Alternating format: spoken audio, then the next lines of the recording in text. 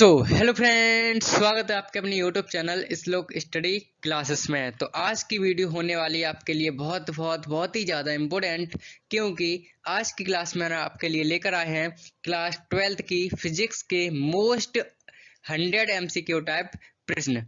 ठीक है, तो अगर आपको हमारी वीडियो पसंद आए तो लाइक करें, शेयर करें और हमारे चैनल को सब्सक्राइब करें। तो चलते हैं अपने पहले प्रश्न पर बिना किसी देरी के।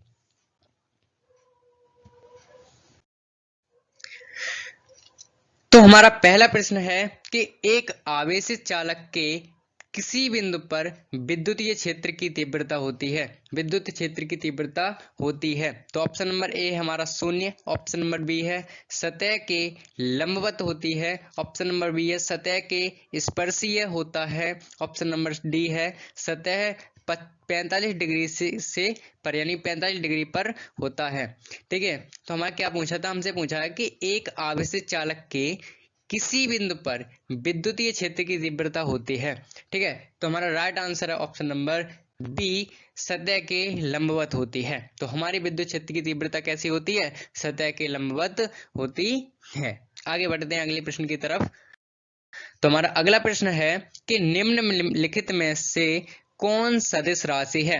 निम्नलिखित में कौन सदिश राशि है? तो हमारा ऑप्शन नंबर क्या है बेटा? ऑप्शन नंबर ए है आवेश, ऑप्शन नंबर बी है धारिता, ऑप्शन नंबर सी है विद्युत क्षेत्र और ऑप्शन नंबर डी है विद्युत धारा। ऑप्शन नंबर डी है विद्युत धारा। ठीक है, तो हमारा राइट आंसर है ऑप्शन नंबर सी, विद्युत क्षेत्र। तो विद्युत क्षेत्र जो है वो हमारी कैसी राशि है? वो हमारी सदिश राशि है। अगले प्रश्न पर बढ़ते हैं। तो अगला प्रश्न क्या है हमारे पास कि विद्युत क्षेत्र के में किसी विद्युत द्विध्रुव को घुमाने में किया गया कार्य होता है।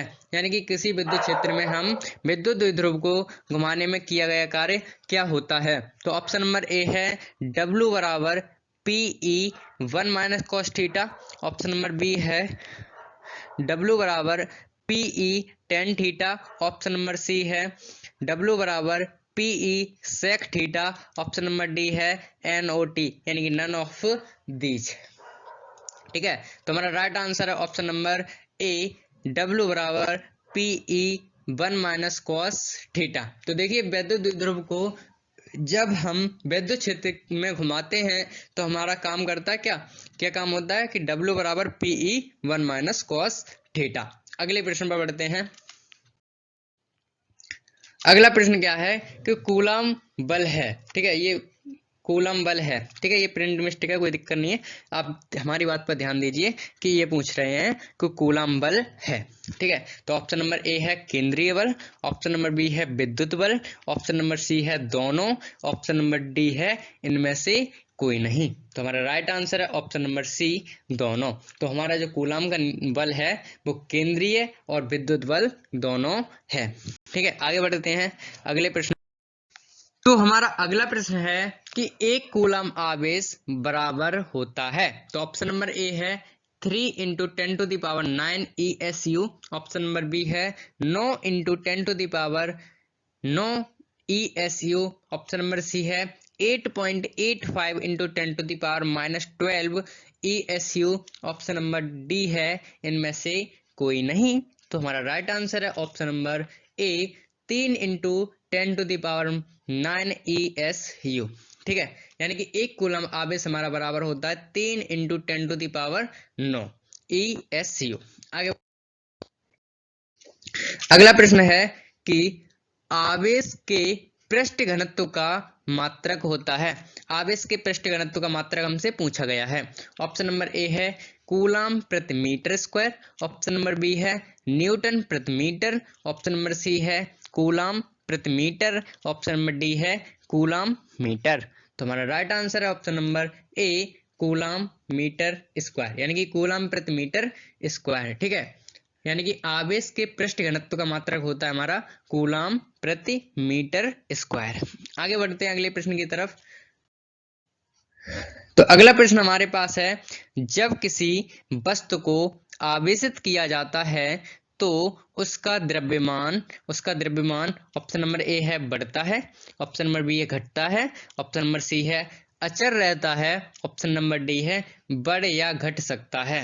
ठीक है, इनमें से दोनों में से क्या कर सकता है? तो हमें क्या है, जब किसी वस्तु को आवेशित किया जाता है तो उसका द्रव्यमान क्या होता है? ऑप्शन नंबर डी, बढ़ या घट सकता है। यानी कि आवेशित करने पर या तो बढ़ भी सकता है, घट भी सकता है। आगे बढ़ते हैं अगले प्रश्न की तरफ। तो अगला प्रश्न हमारे पास है कि विद्युत क्षेत्र की तीव्रता का मात्रक होता है। तो ऑप्शन नंबर ए है newton coulomb, option number B है न्यूटन प्रति कूलाम, ऑप्शन नंबर सी है volt metre, option number D है कूलाम प्रति न्यूटन। तो हमारा ऑप्शन नंबर क्या है? डी, वो option number B is the right answer. Newton प्रति कूलाम हमारा क्या होता है? विद्युत क्षेत्र का मात्रक होता है। ठीक है, न्यूटन प्रति कूलाम। आगे बढ़ते हैं अगले प्रश्न की तरफ। तो अगला प्रश्न हमारा अगला प्रश्न है कि एक चालक खोखले गोले के केंद्र पर आवेश Q है, चालक पर नेट आवेश 0 है और चालक की बाहरी सतह पर आवेश होगा। हमसे बाहरी सतह की आवेश पूछा है। ठीक है, ऑप्शन नंबर ए है 0, ऑप्शन नंबर बी है Q, ऑप्शन नंबर सी है -Q, ऑप्शन नंबर डी है 3Q। ठीक है, तो हमारा राइट आंसर है ऑप्शन नंबर बी, क्यों होगा। ठीक है, अगर हमारे जो आवेश है खोखला गोले है कोई, उसके अंदर उसके केंद्र पर क्यों आवेश रखा है, ठीक है, और चालक पर नेट आवेश 0 है, चालक पर आवेश है ही नहीं, 0 है, तो चालक की बाहरी सतह पर होगा क्यों ही होगा। ठीक है, अंदर भी क्यों, बाहर भी क्यों। आगे बढ़ते हैं अगले प्रश्न पर। तो अगला प्रश्न क्या है, ध्यान से देखिएगा कि यदि दो सुचालक गोले अलग अलग आवेशित करने के बाद परस्पर जोड़ दिए जाएं तो ऑप्शन नंबर ए है दोनों गोलों की ऊर्जा संरक्षित रहेंगी, ऑप्शन नंबर बी है दोनों का आवेश संरक्षित होता है, ऑप्शन नंबर सी है ऊर्जा एवं आवेश दोनों संरक्षित होते हैं, सुरक्षित होते रहेंगे, और ऑप्शन नंबर डी है इनमें से कोई नहीं। तो हमारा राइट आंसर है ऑप्शन नंबर बी, दोनों का आवेश संरक्षित होगा। ठीक है, ये कह रहे हैं कि यदि दो सुचालक गोले अलग अलग आवेशित करने के बाद परस्पर जोड़ दिए जाएं तो दोनों का आवेश संरक्षित होता है। ठीक है, आगे बढ़ते हैं अगले प्रश्न की तरफ। तो अगला प्रश्न हमारे पास क्या है? अगला प्रश्न हमारे पास है कि स्थिर विद्युत क्षेत्र होता है। तो ऑप्शन नंबर ए है संरक्षी, ऑप्शन नंबर बी है असंरक्षी, ऑप्शन नंबर सी है कहीं संरक्षी कहीं असंरक्षी, और ऑप्शन डी है इनमें से कोई नहीं। ठीक है, तो हमारा राइट आंसर है ऑप्शन नंबर ए, संरक्षी। तो विद्युत जो स्थिर विद्युत क्षेत्र होता है वो हमारा संरक्षी होता है। आगे बढ़ते हैं अगले प्रश्न पर। तो अगला प्रश्न है कि प्रभावी धारिता 5 माइक्रोफैरड को प्राप्त करने के लिए सिर्फ 2 फैरड के कम से कम कितने संधारित्र की आवश्यकता होगी। यानी कि प्रभावी धारिता कितनी है? 5 फैरड को प्राप्त करने के लिए सिर्फ 2 फैरड के कम से कम कितने संधारित्र की धारिता की आवश्यकता पड़ेगी, कितने संधारित्र की आवश्यकता पड़ेगी। तो ऑप्शन नंबर ए है 4, ऑप्शन नंबर बी है 3, ऑप्शन नंबर सी है 5 और ऑप्शन नंबर सी है डी है 6। तो हमारा राइट आंसर है ऑप्शन नंबर 4, कितनी होगी? 4 की होगी। तो option number A is the right answer. आगे बढ़ते हैं। हमारा अगला प्रश्न है कि 15 माइक्रोफैरड वाले संधारित्र को 20 किलोवाट 20 किलो वोल्ट एक आवेशित करने में आवश्यक ऊर्जा का मान होगा। यानी कि U का मान हमसे पूछा है और C का मान दिया है 15 माइक्रोफैरड और B का मान दिया है 20 माइक्रोफैरड। ठीक है, तो हम ऑप्शन चेक कर लेते हैं। ऑप्शन नंबर ए है 3 kilowatt joule, option number B है 10 kilowatt joule, option number C है 100 किलो जूल और ऑप्शन नंबर डी है 5 किलो जूल। ठीक है, तो हमें क्या होगा, एक बात हमें पता है कि U बराबर होता है C1/2 CB²। तो देखिए वहां से करेंगे अपन 20 का स्क्वायर कितना हो जाएगा 400 और इधर करेंगे 15 चौका 60। ठीक है, और 60 के आधे करेंगे अपन तो हमारे पास कुछ आ जाएगा 3000 के समथिंग, यानी कि कुछ आ जाएगा। तो 3 किलोवाट हमारे आंसर आ जाएगा ऑप्शन नंबर ए। ठीक है, तो आप सॉल्व करके देख लेना ना, क्या U बराबर लगाना है कि U बराबर 1/2 CB², ये फॉर्मूला है U का मान। ठीक है, तो इस पे सॉल्व करेंगे तो हमारा राइट आंसर आ जाएगा ऑप्शन नंबर ए। तो 3 किलोवाट हमारा राइट आंसर हो जाएगा। ठीक है, अगले प्रश्न पर बढ़ते हैं। अगला प्रश्न है कि 3 संधारित्र जिसमें प्रत्येक की धारिता 9 माइक्रोफैरड है। ठीक है, 9 माइक्रोफैरड है। श्रेणी क्रम में जोड़े गए हैं परिणामी धारिता का मान ज्ञात कीजिए। देखिए कितना सिंपल सवाल है कि हमें 3 संधारित्र दिए गए हैं, कितने, 9 माइक्रोफैरड के। 9 माइक्रोफैरड के 3 संधारित्र हैं हमारे पास। ठीक है ना बेटा, तो क्या होगा, श्रेणी क्रम में, तो श्रेणी क्रम का फॉर्मूला क्या होता है, 1/में C1 plus 1/में C2 plus 1/में C3।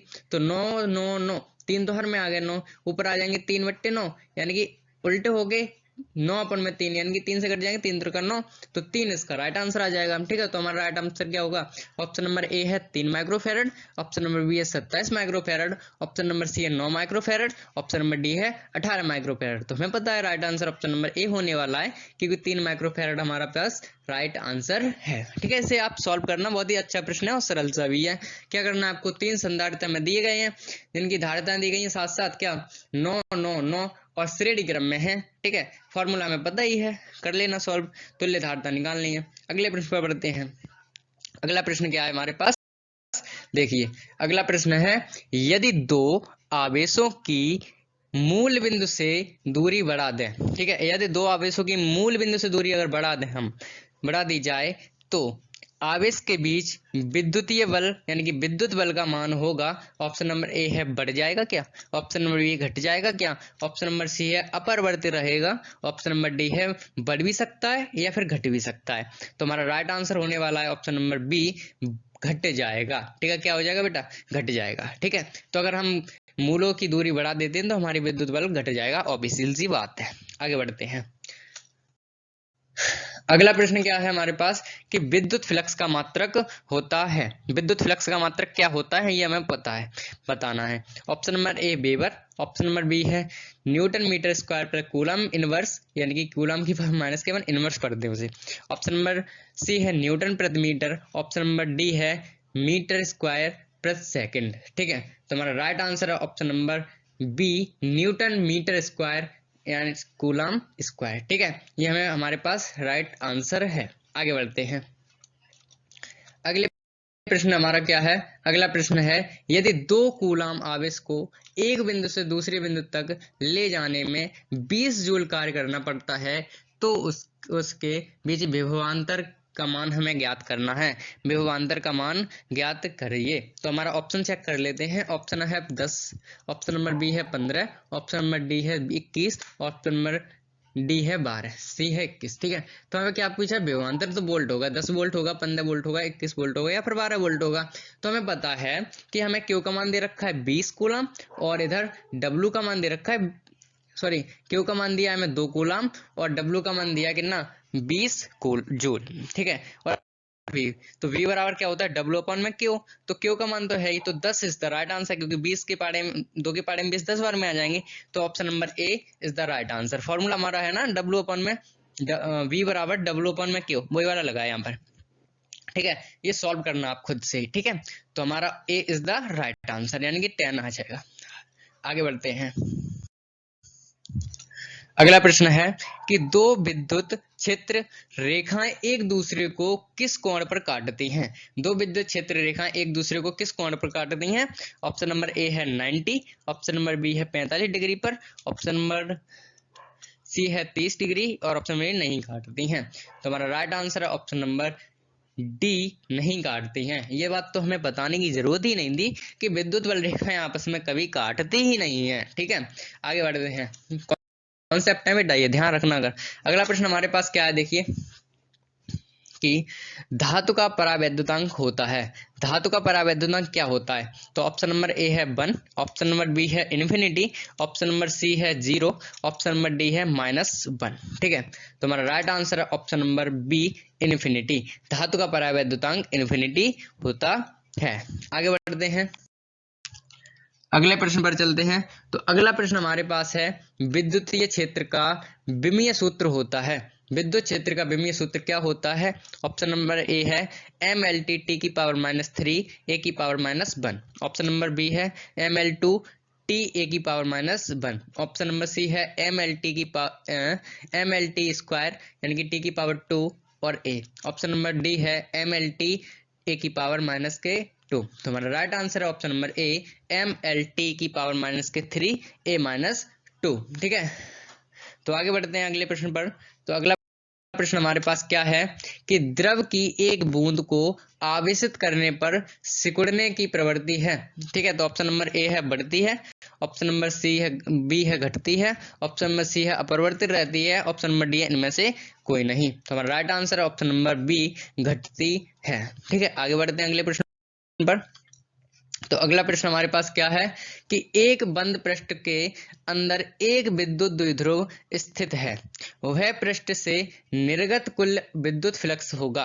Option number A है क्यू अपॉन में ई, यानी कि यहाँ पे क्या होगा एप्सिलॉन नॉट होगा बेटा। ठीक है, epsilon naught. Option number B क्या है Q epsilon naught, option number C अनंत, ऑप्शन नंबर डी है शून्य। तो हमारा राइट आंसर है ऑप्शन नंबर डी शून्य। ठीक है, तो जब एक बंद पृष्ठ से अंदर एक विद्युत द्विध्रुव स्थित है और बंद पृष्ठ से निर्गत विद्युत फ्लक्स कितना होता है बेटा 0 होता है। आगे बढ़ते हैं। अगला प्रश्न हमारे पास है कि यदि किसी खोखले गोलीय चालक को धन आवेशित किया जाए तो उसके भीतर का विभव होगा। तो ऑप्शन नंबर ए है शून्य होगा क्या, ऑप्शन नंबर बी है धनात्मक और समरूप होगा, ऑप्शन नंबर सी है धनात्मक और असमरूप होगा, ऑप्शन नंबर डी है ऋणात्मक और समरूप होगा। तो हमारा राइट आंसर है ऑप्शन नंबर बी धनात्मक और समरूप होगा। ठीक है, यदि किसी खोखले गोली के चालक को धन आवेश दिया जाता है तो उसके भीतर विभव होगा क्या धनात्मक और समरूप होता है। आगे बढ़ते हैं अगले प्रश्न पर। तो हमारे पास अगला प्रश्न है कि एक इलेक्ट्रॉन तथा एक प्रोटॉन एक दूसरे के समीप आ रहे हैं, इस निकाय की स्थितिज ऊर्जा ऑप्शन नंबर ए घट रही है, ऑप्शन नंबर बी बढ़ रही है, ऑप्शन नंबर सी अपरिवर्तित रहती है, ऑप्शन नंबर डी अनिश्चित रहती है। ठीक है, तो हमारे पास राइट आंसर है ऑप्शन नंबर ए घट रही है। देखिए एक इलेक्ट्रॉन तथा एक प्रोटॉन एक दूसरे के समीप आते हैं ना, तो इस निकाय की स्थितिज ऊर्जा घट जाती है। आगे बढ़ते हैं। अगले प्रश्न है कि एक इलेक्ट्रॉन को एक दूसरे की ओर लाने पर निकाय की स्थितिज ऊर्जा ऑप्शन नंबर ए घटती है, ऑप्शन नंबर बी क्या बढ़ती है, ऑप्शन नंबर सी अपरिवर्तित रहती है, ऑप्शन नंबर डी शून्य हो जाती है। तो हमें पता है राइट आंसर ऑप्शन बी होता है बढ़ती है। एक इलेक्ट्रॉन को दूसरे इलेक्ट्रॉन के पास लाने पर स्थितिज ऊर्जा बढ़ जाती है। ठीक है, जब इलेक्ट्रॉन पास में आ रहा है तब बढ़ रही है। आगे बढ़ते हैं। अगला प्रश्न क्या है, अगला प्रश्न हमारे पास है कि एक धन आवेश को निम्न विभव के क्षेत्र में उच्च विभव के क्षेत्र में लाया जाता है। ठीक है, यानी कि क्या कर रहे हैं एक धनावेश को हम क्या निम्न विभव से उच्च विभव के क्षेत्र में ले जाया जाता है, उसे फिर ले जाया जाता है कि आवेश की स्थिति ज्ञात कीजिए। हमें आवेश की स्थिति ऊर्जा हमें पूछी है। ठीक है, तो ऑप्शन नंबर ए क्या है बढ़ेगी क्या, ऑप्शन नंबर बी घटेगी, ऑप्शन नंबर सी अपरिवर्तित रहेगी, ऑप्शन नंबर डी अनिश्चित रहेगी। तो हमारा राइट आंसर ऑप्शन नंबर ए बढ़ेगी। ठीक है, जब हम अपने धनावेश को निम्न विभव से उच्च विभव की ओर ले जाते हैं ना, तो आवेश की स्थितिज ऊर्जा बढ़ जाती है। आगे बढ़ते हैं। हमारा अगला प्रश्न है कि सावन के एक बुलबुले कुछ ऋणात्मक आवेश दिया जाता है, इसकी त्रिज्या होगी क्या घटेगी, बढ़ेगी, अपरिवर्तित रहेगी या अनिश्चित होगी। तो हमारा right answer option number B बढ़ेगी। ठीक है, तो सावन के बुलबुले को ऋण आवेश दिया जाता है ना, तो उसकी त्रिज्या बढ़ जाती है। आगे बढ़ते हैं। अगला प्रश्न है कि समविभवी पृष्ठ पर एक इलेक्ट्रॉन को एक बिंदु से दूसरे बिंदु तक विस्थापित करने में ऑप्शन नंबर एक कार्य इलेक्ट्रॉन पर होता है, ऑप्शन नंबर बी कार्य इलेक्ट्रॉन द्वारा होता है, ऑप्शन नंबर सी कार्य अनंत होता है, ऑप्शन नंबर डी कार्य नहीं होता है। तो right answer option number D कार्य नहीं होता है। आगे बढ़ते हैं अगले प्रश्न की तरफ। अगला प्रश्न है यदि समरूप विद्युतीय क्षेत्र यानी कि समरूप विद्युत क्षेत्र एक्स दिशा में हो तो समविभीय तल होगा। Option number A X Y तल में, option number B Y Z तल में, option number C X Z तल में, ऑप्शन नंबर डी कहीं भी हो सकता है। तो हमारा राइट आंसर है option number B X Z तल में। तो हमारा right answer option number B. ठीक है, आगे बढ़ते हैं अगले प्रश्न तो अगला प्रश्न क्या है, आवेशित गोले गोले गोलाकार चालक के केंद्र पर ऑप्शन नंबर ए विद्युतीय क्षेत्र तथा विभव दोनों ही शून्य होते हैं। ऑप्शन नंबर ए विभव शून्य होता है और विद्युत क्षेत्र नहीं। ऑप्शन नंबर सी है विद्युत क्षेत्र शून्य होता है विभव नहीं। ऑप्शन नंबर डी है दोनों ही अनंत होते हैं। तो हमारा राइट आंसर है ऑप्शन नंबर सी, विद्युत क्षेत्र शून्य होता है विभव नहीं होता है। ठीक है, आगे बढ़ते हैं अगले प्रश्न पर। तो अगला प्रश्न हमारे पास है कि dy किसका मात्रक है। dy किसका मात्रक है, ऑप्शन नंबर ए आवेश का है, ऑप्शन नंबर बी विभव का है, ऑप्शन नंबर सी विद्युत द्विध्रुव आघूर्ण का है, ऑप्शन नंबर डी इनमें से कोई नहीं। तो हमारा right answer option number C विद्युत द्विध्रुव आघूर्ण का है। आगे बढ़ते हैं अगले प्रश्न पर। अगला प्रश्न है कि विद्युत क्षेत्र और विभव के बीच संबंध है। ऑप्शन नंबर ए ई बराबर माइनस डी वी अपॉन में D X. Option number B है ई बराबर डी वी अपॉन में D X. Option number C है बी बराबर डी ई अपॉन में D X. Option number B D है B बराबर माइनस डी ई अपॉन में डी एक्स। और एक बात यहाँ पे ध्यान रखना कि जो डी है वो स्मॉल डी है, यहाँ पे कैपिटल टाइप हो गई है। ठीक है, कोई दिक्कत वाली बात है नहीं। ठीक है, आगे बढ़ वो अगला वो क्या है, हमारा right answer option number A है ई बराबर माइनस डी वी अपॉन में डी एक्स। तो विद्युत क्षेत्र और विद्युत विभव में संबंध होता है हमारा ई बराबर माइनस के डी वी अपॉन में डी एक्स। आगे बढ़ते हैं अगले प्रश्न पर। तो अगला प्रश्न हमारे पास क्या है, अगला प्रश्न है कि एक समान विद्युतीय क्षेत्र में विद्युत द्विध्रुव यानी कि एक समान विद्युत क्षेत्र में द्विध्रुव के विक्षेपण में किया गया महत्व कार्य होगा। Option number A 2 PE, option number B PE, option number C minus PE, option number D 2 PE. तो हमारा right answer option number A 2 PE. ठीक है, आगे बढ़ते हैं अगले प्रश्न पर। तो अगला प्रश्न हमारे पास क्या है, एक प्रोटॉन को 1 वोल्ट विभव से त्वरित किया जाता है, इसके द्वारा ग्रहण की गई ऊर्जा होगी। Option number A 0, option number B 1 eV electron volt, option number C है 2 electron volt, option number D है 4 इलेक्ट्रॉन वोल्ट। तो हमारा राइट आंसर है option number B 1 electron volt. यानी कि एक प्रोटॉन को 1 वोल्ट के विभवांतर से त्वरित किया जाता है ना, तो द्वारा उसके ग्रहण की गई ऊर्जा होती है 1 इलेक्ट्रॉन वोल्ट। आगे बढ़ते हैं अगले प्रश्न की तरफ। तो अगला प्रश्न हमारे पास है कि किसी बिंदु एक्स वाई जेड पर विद्युत विभव 4x है। ठीक है, कितना है 4x वोल्ट है। अगर विद्युत क्या 1 मिली एम्पियर से क्या 0.1 एम हो जाता है, पर विद्युत क्षेत्र की तीव्रता वोल्ट मीटर में बतानी है हमें। तो ऑप्शन नंबर ए है 8 ऋणात्मक एक्स अक्ष के अनुदिश होगी क्या। ऑप्शन नंबर बी क्या है 8 धनात्मक एक्स अक्ष के अनुदिश होगी। ऑप्शन नंबर सी है 16 ऋणात्मक एक्स अक्ष के अनुदिश होगी। ऑप्शन नंबर डी है 16 धनात्मक एक्स अक्ष के अनुदिश होगी। तो हमारा राइट आंसर हो जाएगा ऑप्शन नंबर ए 8 ऋणात्मक एक्स अक्ष के अनुदिश हो जाएगी। ठीक है, तो अगले प्रश्न की तरफ बढ़ते हैं। तो अगला प्रश्न हमारे पास क्या है कि विद्युत द्विध्रुव के अक्षीय एवं निरक्षीय स्थिति में तीव्रता का अनुपात होता है। तो हमारा राइट आंसर हमारा पहला ऑप्शन है क्या 1:2:1। ऑप्शन नंबर बी है 1:2। ऑप्शन नंबर सी है 1:1। ऑप्शन नंबर डी है 2:3। ठीक है, तो हमें बताना है कि विद्युत द्विध्रुव के अक्षीय स्थिति और निरक्षीय स्थिति की तीव्रताओं का अनुपात। तो हमारा राइट आंसर हो जाएगा ऑप्शन नंबर ए 2:1। ठीक है, आगे बढ़ते हैं अगले प्रश्न की तरफ। तो अगला प्रश्न हमारे पास क्या है, किसी वस्तु पर आवेश का कारण है। ऑप्शन नंबर ए न्यूट्रॉन का स्थानांतरण, ऑप्शन नंबर बी प्रोटॉन का स्थानांतरण, ऑप्शन नंबर सी इलेक्ट्रॉन का स्थानांतरण, ऑप्शन नंबर डी है उपरोक्त बी और सी दोनों। तो हमारा राइट आंसर हो जाएगा ऑप्शन नंबर सी इलेक्ट्रॉनों का स्थानांतरण। ठीक है, तो बात ऐसी है ना, अगर हमारी विद्युत जो आवेश होते हैं वो किसके कारण रहते हैं, किसके कारण होते हैं, इलेक्ट्रॉन इधर से उधर भागते हैं ना, उसी के कारण हमारे आवेश उत्पन्न हो जाते हैं। आगे बढ़ते हैं अगले प्रश्न की तरफ। तो अगला प्रश्न हमारे पास है कि निम्न में कौन विद्युत क्षेत्र का मात्रक है। विद्युत मात्रक पूछा गया है। तो हमारा ऑप्शन नंबर ए है न्यूटन प्रति कूलम, ऑप्शन नंबर बी है volt metre, option number C है उपरोक्त दोनों, ऑप्शन नंबर डी है इनमें से कोई नहीं। तो विद्युत क्षेत्र का मात्रक हमारा क्या होता है, दोनों ही होते हैं। ठीक है, आगे बढ़ते हैं अगले प्रश्न पर। तो अगला प्रश्न हमारे पास है 2 संधारित्र जिनमें प्रत्येक की धारिता C है और श्रेणी क्रम में जुड़े हैं, तुल्य धारिता होगी। Option number A 2C, option number B C, option number C C/2, option number D 1 यानी कि 1/1 में C/1 1/2C। तुम्हारा राइट आंसर हो जाएगा ऑप्शन नंबर सी C2। ठीक है, तो क्या हो जाएगा C/2। आगे बढ़ते हैं अगले प्रश्न की तरफ।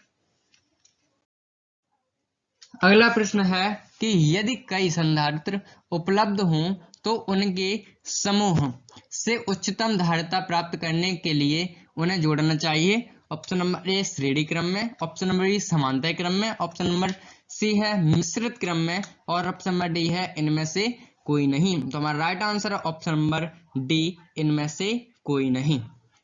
आगे बढ़ते हैं अगले प्रश्न की तरफ।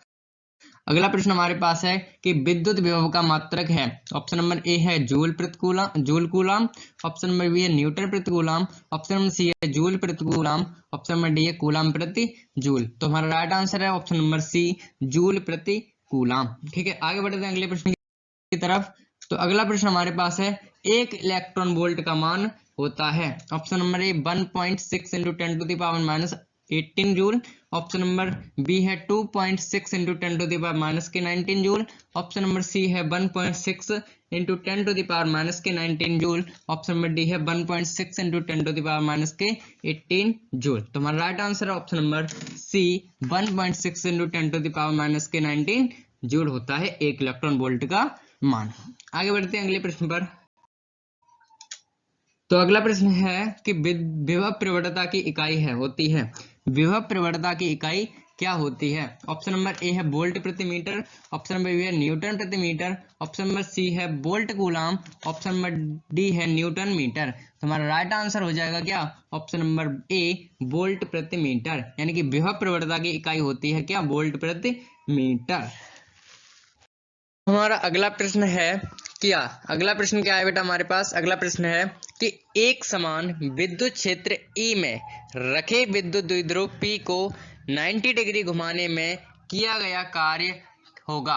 90 डिग्री घुमाने पर किया गया कार्य। ऑप्शन नंबर ए है PE/2, ऑप्शन नंबर बी है PE, ऑप्शन नंबर सी है 2PE, ऑप्शन नंबर डी है 0। तो हमारा राइट आंसर है ऑप्शन नंबर बी PE। ठीक है, PE हमारा कार्य हो जाएगा। आगे बढ़ते हैं अगले प्रश्न पर। तो अगला प्रश्न क्या है? 100 माइक्रोफैराड धारिता वाले संधारित्र को 10 वोल्ट तक आवेशित करने में संचित ऊर्जा क्या होगी?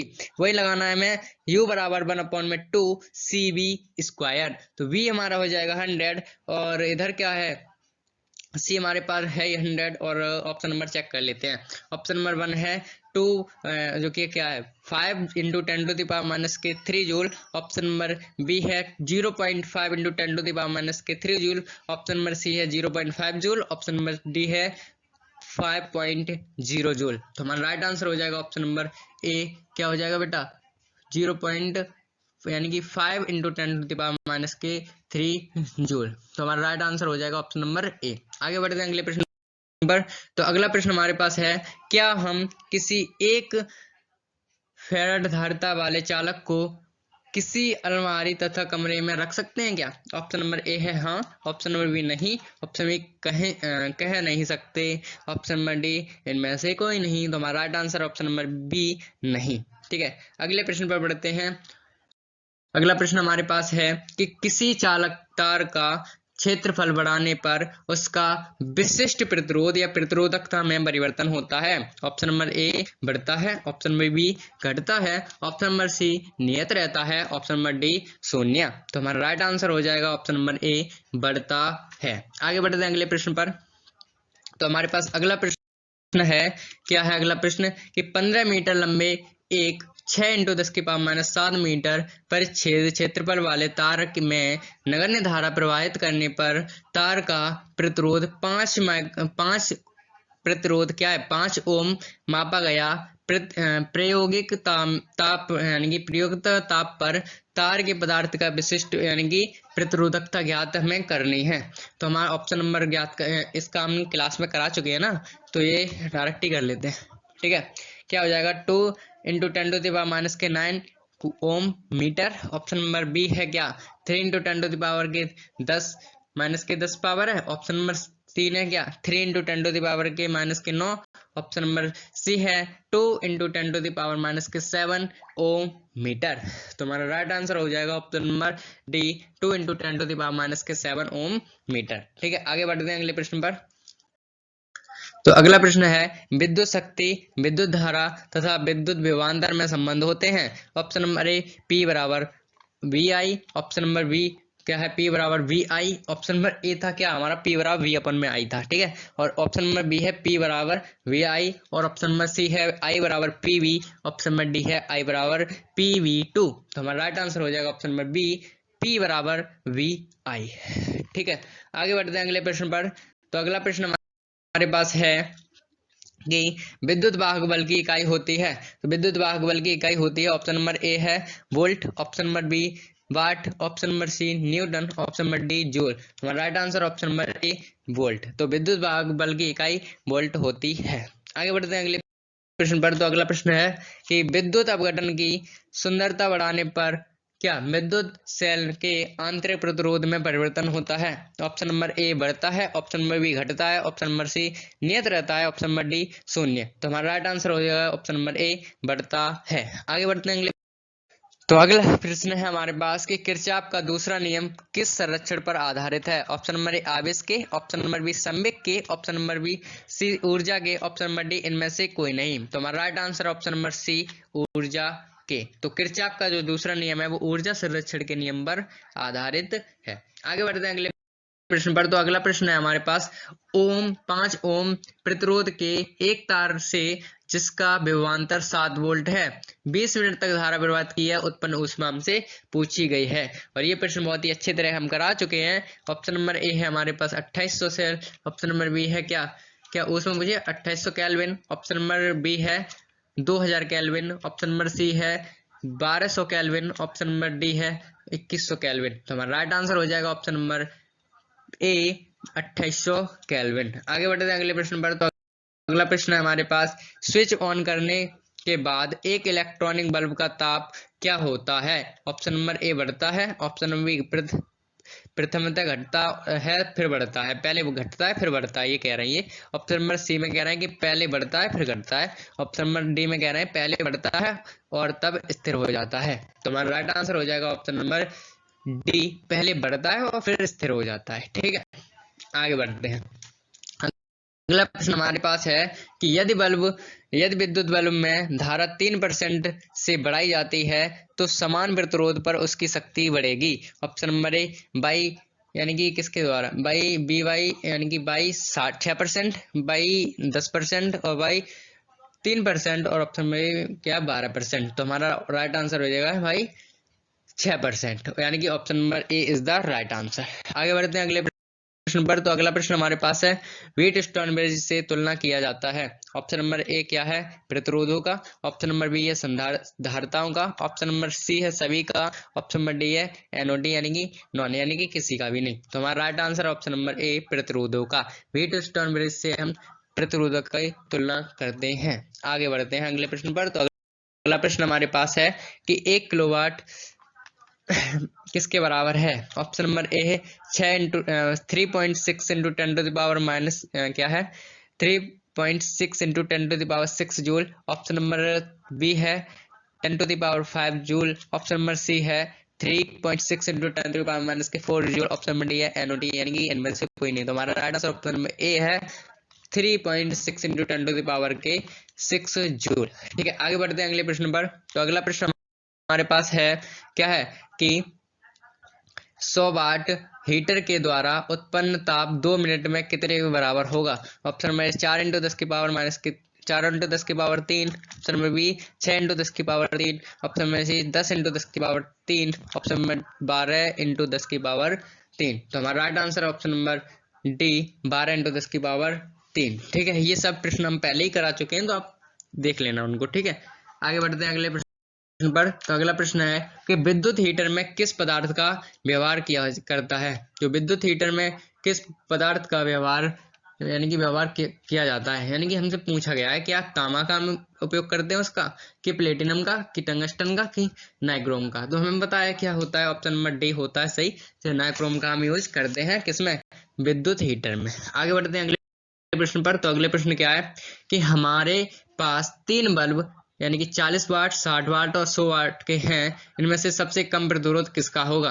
तो ऑप्शन नंबर ए 40 वाट वाले का, ऑप्शन नंबर बी 60 वाले का, 100 वाले का, या फिर इनमें से कोई नहीं। राइट आंसर ऑप्शन नंबर 100 वाट वाले का। तो जिसका सबसे ज्यादा पावर होगी उसमें प्रतिरोध कम होगा। ठीक है, आगे बढ़ते हैं अगले प्रश्न पर। अगले प्रश्न में क्या है कि प्रतिरोध का ऐसा मात्रक होता है वेबर, हेनरी, एम्पियर, ओम। तो हमारा राइट आंसर है ऑप्शन नंबर डी, ओम। तो प्रतिरोध का ऐसा मात्रक ओम होता ही है। आगे बढ़ते हैं अगले प्रश्न पर। अगला प्रश्न है इलेक्ट्रॉन वोल्ट की इकाई है, ऑप्शन नंबर ए धारा की, ऑप्शन नंबर आवेश की, ऑप्शन नंबर सी विभवांतर की है, किसकी है, ऊर्जा की है। तो इलेक्ट्रॉन वोल्ट किसकी है बेटा, ऑप्शन नंबर डी ऊर्जा की है। इलेक्ट्रॉन वोल्ट इकाई किसकी है, ऊर्जा की है। आगे बढ़ते हैं अगले प्रश्न पर। अगला प्रश्न है विद्युत परिपथ में किसी विद्युत बिंदु पर सभी धाराओं का बीजगणितीय योग क्या होता है, अनंत होता है, धनात्मक होता है, शून्य होता है, और क्या डी ऋणात्मक होता है। तो ऑप्शन नंबर सी शून्य होता है। तो विद्युत परिपथ में किसी बिंदु पर धाराओं का क्या होता है, बीजगणितीय योग शून्य हो जाता है। आगे बढ़ते हैं अगले प्रश्न पर। तो अगला प्रश्न क्या है कि किसी धातु का ताप बढ़ने पर उसका प्रतिरोध क्या हो जाता है। ऑप्शन नंबर ए बढ़ता है, ऑप्शन नंबर घटता है, ऑप्शन नंबर सी नियत रहता है, ऑप्शन नंबर डी इनमें से कोई नहीं। तो हमारा राइट आंसर ऑप्शन नंबर ए बढ़ता है। तो क्या है, किसी धातु का ताप बढ़ाने पर हम क्या करेंगे, उसका प्रतिरोध भी बढ़ता है। आगे बढ़ते हैं अगले प्रश्न पर। अगला प्रश्न हमारे पास क्या है कि एक आदर्श वोल्ट मीटर का प्रतिरोध होता है। ऑप्शन नंबर ए अनंत, option number B 50,000 ohm, option number शून्य, ऑप्शन नंबर डी इनमें से कोई नहीं। Right answer option number A अनंत होता है। आगे बढ़ते हैं अगले प्रश्न पर। अगला प्रश्न है 100 वाट हीटर के द्वारा उत्पन्न, रिपीट हो गया है तो कोई दिक्कत वाली बात नहीं है, ऑप्शन नंबर डी इसका राइट था। आगे बढ़ते हैं अगले प्रश्न पर। अगला प्रश्न है कि हीट स्टोन ब्रिज यानी कि व्हीट स्टोन ब्रिज का व्यवहार किया जाता है। ये भी प्रश्न डबल हो गया है, इसको भी दोबारा से देखने की कोई जरूरत नहीं है। तो प्रतिरोध पता है हमें कि, एक मिनट दोबारा से देख लेते किसके मापने में, हाँ ठीक है ये डबल था, प्रतिरोध मापने में हम करते थे, ये हम पढ़ चुके हैं। आगे बढ़ते हैं अगले प्रश्न पर। तो अगला प्रश्न है कि किसी धातु के तार को गर्म करने पर उसका प्रतिरोध हो जाता है, घटता है, बढ़ता है, अपरिवर्तित रहता है या शून्य हो जाता है। तो ऑप्शन नंबर बी बढ़ जाता है, ये तो हमें पता ही था। आगे बढ़ते हैं कि किरचॉफ का द्वितीय नियम किससे संबंधित है। किरचॉफ का द्वितीय नियम किससे संबंधित है। ऑप्शन नंबर ए आवेश संरक्षण के नियम से, ऑप्शन नंबर ऊर्जा संरक्षण के नियम से, ऑप्शन नंबर सी संवेग संरक्षण के नियम से, ऑप्शन नंबर डी है कोणीय संवेग संरक्षण के नियम से। तो हमारा right answer option number B ऊर्जा संरक्षण के नियम पर आधारित है किरचॉफ का द्वितीय नियम। आगे बढ़ते हैं अगले प्रश्न पर। तो अगला प्रश्न हमारे पास क्या है कि स्वस्थ मनुष्य के भीतर का विद्युत प्रतिरोध होता है। Option number A 50,000 ohm, option number B 10,000 ohm, option number 1,00,000 ohm, option number none of these. हमारा right answer option number B 10,000 ohm होता है हमारे स्वस्थ मनुष्य के शरीर का प्रतिरोध। आगे बढ़ते हैं अगले प्रश्न पर कि क्या है अगला प्रश्न कि आपको एक ओम के 3 प्रतिरोध दिए गए हैं, इसके संयोजन से न्यूनतम प्रतिरोध प्राप्त किया जा सकता है। Option number A 1 ohm, option number B 1/, यानी कि आधा ओम, 1/2 मतलब आधा ohm, option number 2 ohm, option number 1/3 ohm. Right answer हो जाएगा हमारा 1/3 ओम, क्योंकि 3 प्रतिरोध हैं तो 1/3 ही हो जाएगा सबसे कम। आगे बढ़ते हैं अगले प्रश्न पर। तो अगला प्रश्न हमारे पास है भंवर धाराओं की दिशा किस नियम से प्राप्त होती हैं। ऑप्शन नंबर 1 किरचॉफ के नियम से, ऑप्शन नंबर प्लांक के नियम से, ऑप्शन नंबर सी लेंज के नियम से, option D none of these. आगे बढ़ते हैं अगले प्रश्न पर। सॉरी हमारा right answer option number C Lenz के नियम से। तो भंवर धारा किस नियम पर प्राप्त होती है बेटा, लेंज के नियम से। आगे बढ़ते हैं अगले प्रश्न पर। आदर्श एमीटर का प्रतिरोध होता है, शून्य होता है, बहुत कम होता है, बहुत अधिक होता है, ऑप्शन में अनंत होता है।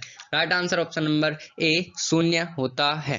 ठीक है, तो आदर्श एमीटर का जो प्रतिरोध होता है वो क्या होता है, शून्य होता है। अगले प्रश्न पर चलते हैं। अगला प्रश्न है चुंबकीय क्षेत्र तथा चुंबकीय क्षेत्र अथवा चुंबकीय क्षेत्र की तीव्रता का मात्रक है। ऑप्शन नंबर वेबर प्रति metre, option number weber, option number C है वेबर प्रति metre square, option number D है वेबर मीटर। राइट आंसर हो जाएगा ऑप्शन नंबर सी वेबर प्रति मीटर स्क्वायर। यानी कि चुंबक क्षेत्र जो चुंबकीय क्षेत्र होता है अथवा चुंबकीय क्षेत्र की तीव्रता होती है तो क्या हो जाता है उसका मात्रक सी वेबर प्रति मीटर स्क्वायर। आगे बढ़ते हैं अगले प्रश्न पर।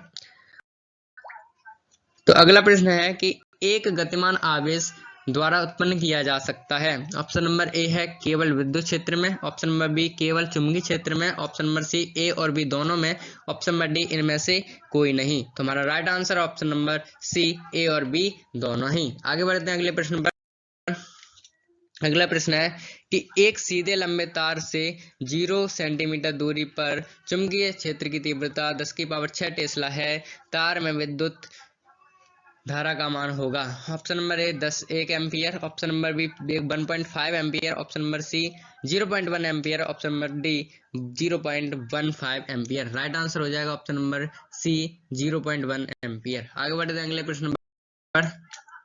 अगला प्रश्न क्या है, धारावाही जो टोरॉइड है परिनालिका के कारण चुंबकीय क्षेत्र का सूत्र होता है। ऑप्शन नंबर ए क्या है V बराबर 2πr mu zero, option number B है बी बराबर mu zero N I, option number C है बी बराबर mu zero N I A, option number D है म्यू बराबर 2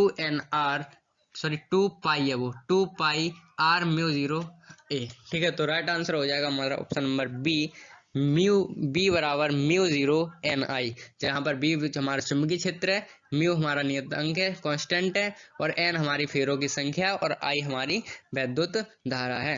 आगे बढ़ते हैं अगले प्रश्न।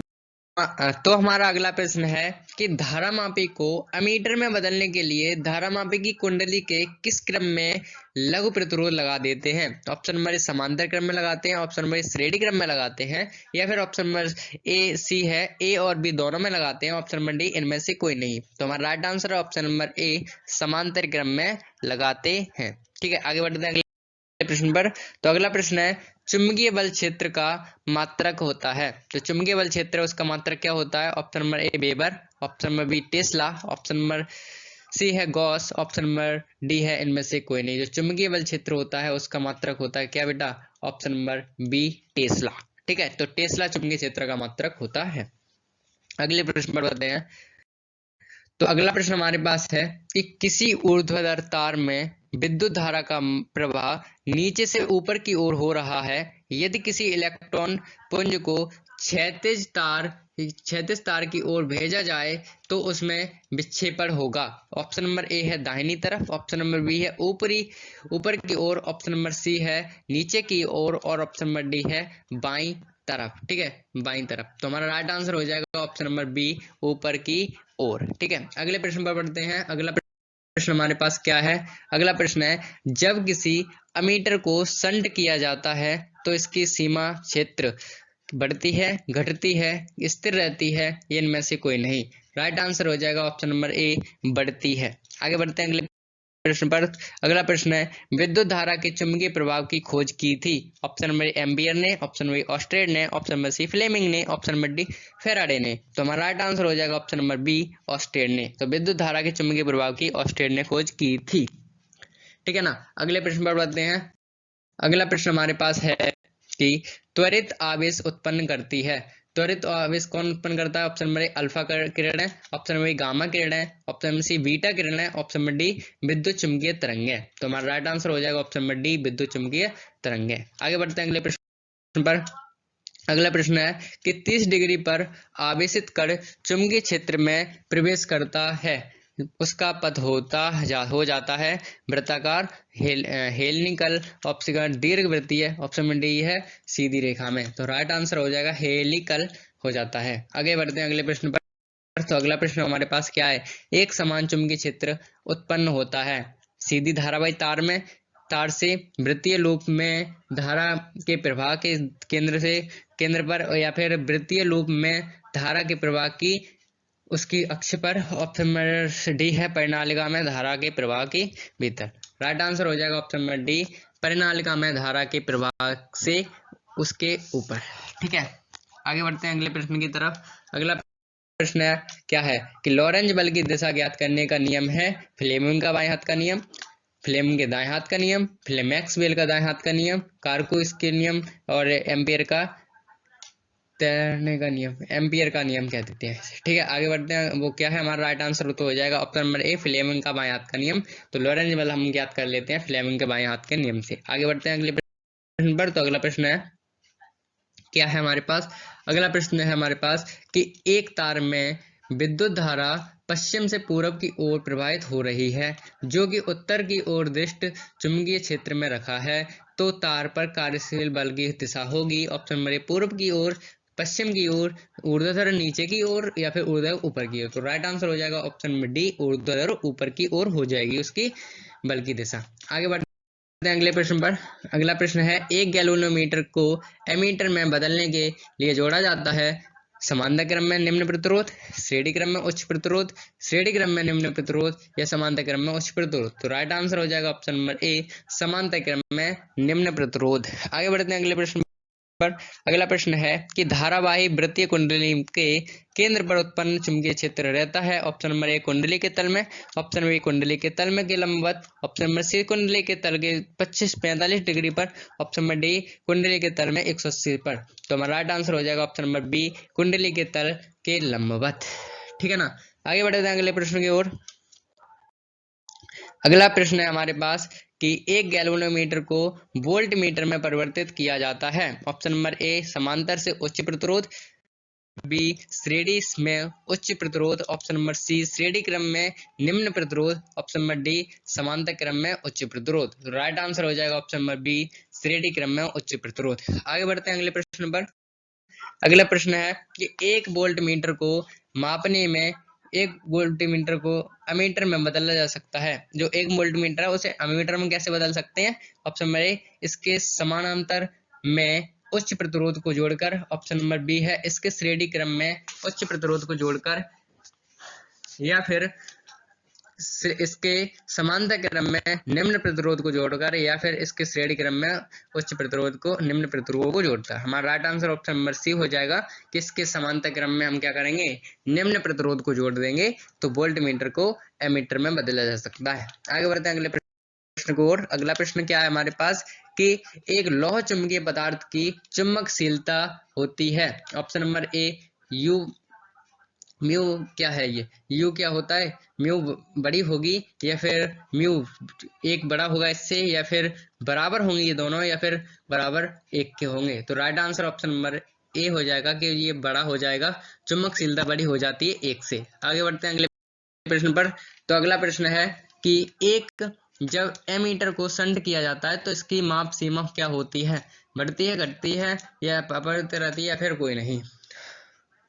तो राइट आंसर ऑप्शन नंबर ए बढ़ती है। आगे बढ़ते हैं अगले प्रश्न पर। तो अगला प्रश्न हमारे पास है लौह चुंबकी की चुंबकशीलता निर्भर करती है चुंबकीय क्षेत्र से स्वतंत्र होती है, चुंबकीय क्षेत्र के समानुपाती होती है, या फिर चुंबकीय क्षेत्र की निर्भर करती है, और या फिर इनमें से कोई नहीं। तो हमारा राइट आंसर ऑप्शन नंबर क्या सी चुंबकीय क्षेत्र पर निर्भर करती है। आगे बढ़ते हैं अगले प्रश्न पर। तो अगला प्रश्न हमारे पास है निकेल है प्रतिचुंबकीय, अनुचुंबकीय, लौह चुंबकीय, कोई नहीं। तो right answer option number C लौह चुंबकीय है। ठीक है, निकेल कैसी है, लौह चुंबकीय है। अगले प्रश्न पर चलते हैं कि चुंबकीय फ्लक्स की इकाई है वेबर, ओम, टेस्ला या फिर नन। तो हमारा ऑप्शन है वेबर। तो चुंबकीय फ्लक्स की इकाई वेबर होती है। आगे बढ़ते हैं अगले प्रश्न पर। अगला प्रश्न है कि समरूप वेग से,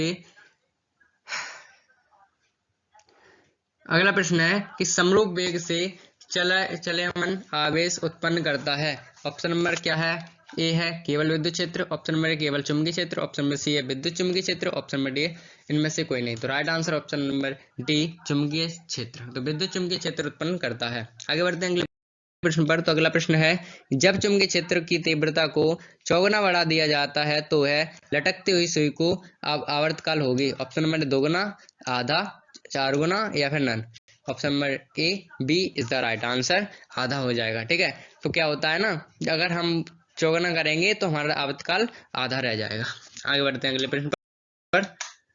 तो अगला प्रश्न हमारे पास है क्या है कि चुंबकीय द्विध्रुव आघूर्ण एक सदिश राशि है जो कि निर्दिष्ट है होती है। ऑप्शन में उत्तर से दक्षिण की ओर, ऑप्शन में पूर्व से पश्चिम की ओर, और या फिर पश्चिम से पूर्व की ओर, या फिर दक्षिण से उत्तर की ओर। ठीक है, तो अगले हमारा राइट आंसर हो जाएगा दक्षिण से उत्तर ध्रुव की ओर होती है। आगे बढ़ते हैं अगले प्रश्न पर। तो अगला प्रश्न हमारे पास है कि n समान फेरों वाले तथा त्रिज्या r के एक वृत्ताकार धारावाही कुंडली में धारा I स्थापित है, तो इसके केंद्र पर चुंबकीय क्षेत्र का मान होता है म्यू 0 n I, ऑप्शन में म्यू 0 n l अपॉन में 2l 2r, ऑप्शन में सी है म्यू 0 n l अपॉन में 2 पाई, ऑप्शन में डी है mu 0 n e। Right answer हो जाएगा option number A mu 0 n I। आगे बढ़ते हैं अगले प्रश्न पर। तो अगला प्रश्न हमारे पास है कि टेस्ला इकाई होती है किसकी? विद्युत फ्लक्स की, चुंबकीय फ्लक्स की, चुंबकीय फ्लक्स घनत्व की, या फिर चुंबकीय क्षेत्र की तीव्रता की। राइट आंसर हो जाएगा ऑप्शन नंबर सी चुंबकीय फ्लक्स घनत्व की। ठीक है, तो हमारी टेस्ला की इकाई होती है चुंबकीय फ्लक्स घनत्व की। तो हमारा अगला प्रश्न है कि चुंबकीय बल रेखाएं चुंबक के किस ध्रुव से निकलती हैं? तो ऑप्शन नंबर ए है पूर्वी, ऑप्शन नंबर बी है पश्चिमी, ऑप्शन नंबर सी है उत्तरी, या फिर ऑप्शन नंबर डी है दक्षिणी। तो हमारा राइट आंसर है ऑप्शन नंबर सी उत्तरी, यानी कि चुंबकीय बल रेखाएं चुंबक के दक्षिण उत्तरी ध्रुव से निकलती हैं। कौन से उत्तरी ध्रुव से हमारी चुंबकीय बल रेखाएं निकलती हैं? आगे बढ़ते हैं अगले प्रश्न पर। तो अगला प्रश्न हमारा है कि किसी स्थान पर पृथ्वी के चुंबकीय क्षेत्र में बल रेखाएं समांतर तथा समदूरस्थ होती हैं, ऐसे चुंबकीय क्षेत्र को कहते हैं। ऑप्शन नंबर ए विद्युत चुंबकीय क्षेत्र, ऑप्शन नंबर बी प्रबल चुंबकीय क्षेत्र, ऑप्शन नंबर सी दुर्बल चुंबकीय क्षेत्र, या फिर ऑप्शन नंबर डी एक समान चुंबकीय क्षेत्र। तो हमारा राइट आंसर होगा ऑप्शन नंबर डी एक समान चुंबकीय क्षेत्र। ठीक है, आगे बढ़ते हैं अगले प्रश्न पर। अगला प्रश्न हमारे पास है कि चुंबकीय द्विध्रुव के आघूर्ण का मात्रक है। हमारा ऑप्शन नंबर ए है ampere metre, option number B है ampere metre square, option number C है एम्पियर प्रति metre square, option number D है एम्पियर प्रति मीटर। हमारा राइट आंसर हो जाएगा option number B ampere metre square, यानी कि चुंबकीय द्विध्रुव आघूर्ण का मात्रक एम्पियर मीटर स्क्वायर होता है। आगे बढ़ते हैं अगले प्रश्न की तरफ। अगला प्रश्न हमारे पास है कि पृथ्वी के चुंबकीय ध्रुवों पर नति या नमन कोण का मान होता है। Option number A 0, option number B 30 degree, या फिर 45 डिग्री, या फिर 90 डिग्री। राइट आंसर हो जाता है हमारे पास टी 90 डिग्री। ठीक है, तो हमारे नति कोण का मान कैसे होता है चुंबकीय ध्रुवों पर? 90 डिग्री का होता है। आगे बढ़ते हैं अगले प्रश्न की तरफ। अगला प्रश्न है चुंबकीय यामोत्तर तथा भौगोलिक यामोत्तर के बीच कौन होता है? दिक्पात कोण, नति कोण, चुंबकीय आघूर्ण, या फिर चुंबकीय तीव्रता। तो हमारा राइट आंसर हो जाएगा ऑप्शन नंबर ए दिक्पात कोण। तो दिक्पात कोण किसे कहते हैं? भौगोलिक चुंबकीय यामोत्तर तथा भौगोलिक यामोत्तर के बीच जो कोण बनता है उसे हम क्या कहते हैं? दिक्पात कोण कहते हैं। ठीक है ना बेटा, आगे बढ़ते हैं अगले प्रश्न पर। अगला प्रश्न हमारे पास है कि निम्न में से कौन सा अनुचुंबकीय के पदार्थ नहीं है? अनुचुंबकीय पदार्थ नहीं है। Option number A platinum, option number B cobalt, option number C aluminium, option number D calcium. हमारा right answer option number B cobalt. ठीक है, तो कोबाल्ट जो है वो हमारा अनुचुंबकीय पदार्थ नहीं है। आगे बढ़ते हैं अगले प्रश्न की तरफ। अगला प्रश्न हमारे पास है कि कोबाल्ट का क्यूरी ताप है। Option number A 1121 degree, option number 770 degree, option number C 358 degree, option number D 235 degree Celsius. आगे बढ़ते हैं अगले प्रश्न पर। हमारा right answer option number C 358 degree Celsius. ठीक है, तो हमारा कोबाल्ट का जो क्यूरी का ताप होता है वो हमारा होता है क्या? 358 डिग्री सेल्सियस। आगे बढ़ते हैं अगले प्रश्न पर। अगला प्रश्न हमारे पास क्या है? किसी स्थान पर पृथ्वी के चुंबकीय क्षेत्र की क्षैतिज घटक h बराबर 5 × 10⁻⁻⁴ टेस्ला है, तो नति कोण का 45 डिग्री है, तो ऊर्ध्वाधर घटक का गणना कितनी है? न्यूमेरिकल क्वेश्चन है, ऐसे क्वेश्चन हम करा चुके हैं और वो आप देख लेना वीडियो में। तो हमारा राइट आंसर हो जाएगा ऑप्शन नंबर बी 5 × 10⁻⁵ टेस्ला। ठीक है, आगे बढ़ते हैं अगले प्रश्न पर। तो अगला प्रश्न हमारे पास है तांबा होता है अनुचुंबकीय, लौहचुंबकीय, प्रतिचुंबकीय, अर्धचालक। राइट आंसर हो जाएगा ऑप्शन नंबर सी प्रतिचुंबकीय। आगे बढ़ते हैं अगले प्रश्न पर। तो अगला प्रश्न है क्यूरी तापक्रम के ऊपर लौह चुंबकीय पदार्थ हो जाते हैं। ऑप्शन में पैरामैग्नेटिक, ऑप्शन में डायनामैग्नेटिक, ऑप्शन में अर्धचालक, ऑप्शन में विद्युत रोधी। ऑप्शन नंबर हमारा राइट आंसर हो जाएगा ए। तो A is the right answer, paramagnetic हो जाते हैं। आगे बढ़ते हैं अगले प्रश्न पर। तो अगला प्रश्न हमारे पास है कि वायु की चुंबकीय प्रवृत्ति होती है। ऑप्शन में धनात्मक, ऑप्शन में ऋणात्मक, ऑप्शन में शून्य, ऑप्शन में धनात्मक और ऋणात्मक। ऑप्शन नंबर हमारा शून्य हो जाएगा राइट आंसर की वायु की चुंबकीय प्रवृत्ति कैसी होती है बेटा, शून्य होती है। आगे बढ़ते हैं अगले प्रश्न पर। तो अगला प्रश्न हमारे पास है कि निम्न में से डायनेमेटिक कौन है। ऑप्शन नंबर ए एनी, ऑप्शन में वो वाल्ट, ऑप्शन में द्रव्य यानी कि ऑक्सीजन की बात चल रही है O2, ऑप्शन में हीलियम। तो हमारा राइट आंसर ऑप्शन नंबर क्या डी हीलियम। तो ठीक है, हीलियम जो है डायनेमेटिक्स होती है। आगे बढ़ते हैं अगले प्रश्न पर। तो अगला प्रश्न है एक चार चुंबक के मध्य बिंदु से चुंबक की लंब रेखाएं स्थित होती हैं। ऑप्शन ए चुंबकीय क्षेत्र की शून्य होगा, ऑप्शन में चुंबकीय विभव शून्य होता है, ऑप्शन में चुंबकीय क्षेत्र तथा विभव दोनों ही शून्य होते हैं, या फिर इनमें से शून्य नहीं होता है, कोई भी शून्य नहीं होता है। तो यानी कि हमारा राइट आंसर हो जाएगा ऑप्शन नंबर सी चुंबकीय विभव जो होता है वो शून्य होता है। ठीक है, आगे बढ़ते हैं अगले प्रश्न पर। तो अगला प्रश्न हमारे पास है कि यदि किसी चुंबक को चुंबकीय यामोत्तर की दिशा के इस प्रकार रखा जाए कि उसका उत्तरी ध्रुव की ओर, तब उसका उदासीन बिंदु हो जाता है। ऑप्शन नंबर 2, 4, 16 या फिर असंख्यक। ऑप्शन नंबर हो जाएगा ए इज द राइट आंसर, यानी कि 2 हो जाएंगे ये संख्या। ठीक है, आगे बढ़ते हैं अगले प्रश्न पर। तो क्या कह रहा है निर्वात या हवा में चुंबकशीलता म्यू नॉट होनी चाहिए था, क्या है पूछिए हमसे, मान पूछा है। तो क्या होता है 4 पाई इंटू 10 के 7 हेनरी मीटर। ऑप्शन में क्या है 4 पाई इंटू 10 के 9 हेनरी प्रति मीटर। ऑप्शन नंबर सी है 4 पाई इंटू 9 हेनरी मीटर, या 4 पाई इंटू 10 की power 7 henry metre. Right answer हो जाएगा option number A 4 pi upon into 10 के 7 हेनरी प्रति मीटर। ठीक है, तो option number A is the right answer. आगे बढ़ते हैं अगले प्रश्न पर। तो अगला प्रश्न हमारे पास है पृथ्वी की ध्रुव पर नमन कोण का मान होता है 0, 90, 45 या 180। तो ऑप्शन नंबर राइट आंसर है बी। तो क्या हो जाएगा 90 डिग्री होता है। आगे बढ़ते हैं अगले प्रश्न पर। तो अगला प्रश्न हमारे पास है क्या, अगला प्रश्न कि पृथ्वी की विषुवत रेखा पर जो निर्वात होता है लटकी चुंबकीय सुई होती है वो क्या होती है, उद्ग्रह रहती है, 45 कोण पर झुकी रहती है, या फिर क्षैतिज रहती है, या फिर 60 अंश की झुकी रहती है। तो हमें पता है option number C right answer है कि क्षैतिज रहती है। ठीक है, आगे बढ़ते हैं अगले प्रश्न पर। तो अगला प्रश्न हमारे पास है कि विद्युत चुंबकीय बनाने के लिए पदार्थ में होनी चाहिए। ऑप्शन में उच्च चुंबकीय प्रवृत्ति, उच्च चुंबकीय साधारणशीलता, ऑप्शन नंबर उच्च सहनशीलता, ऑप्शन नंबर डी इनमें से कोई नहीं। तो हमें पता है right answer option number A है, उच्च चुंबकीय प्रवृत्ति होनी चाहिए। आगे बढ़ते हैं अगले प्रश्न पर। तो अगला प्रश्न हमारे पास है कि एम चुंबकीय आघूर्ण वाले छड़ चुंबक को 2 समान टुकड़े में तोड़ा जाता है तो प्रत्येक नए टुकड़े का चुंबकीय आघूर्ण होता है m/2, 2m या फिर 0। हमें पता है option number B is the right answer है कि m/2 हो जाता है।